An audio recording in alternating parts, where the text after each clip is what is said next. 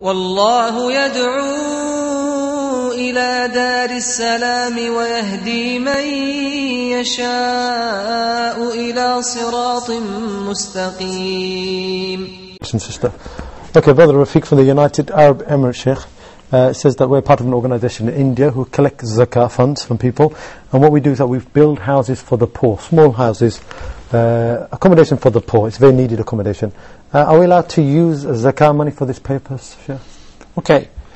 First of all, I would like to alert the organizations which are collecting the zakah for two things. The first is that whenever you collect the zakah, it must be distributed once it is due. So if somebody drops his zakah money and says, well, my zakah is due today, then you're allowed just a few days to distribute it.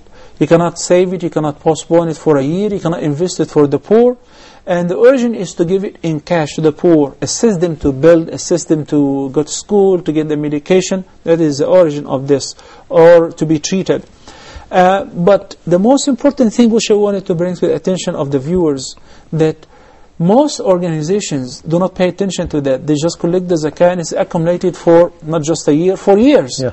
But once it is due, there is one poor right there is waiting for it. But they have a list of people whom they give them salaries on monthly basis, for instance. What they do, then the organization should inform the donors that in order to accommodate your donations and your zakah fund, why don't you pay it in advance? For instance, if somebody pays his zakah due in advance, a year in advance, I'll be able to pay it on installments to the poor throughout the entire year until it is due time. Then he can deduct it from the zakah of the next year and so forth. Same thing with the person, if he is paying his zakah individually, give them the cash in their hand, and if you want to give them on installment, on payments, monthly salaries, for instance, instead of giving them a whole chunk so that they would waste it, make sure that you pay the zakah in advance, a year or 6 months in advance, the period which you're paying them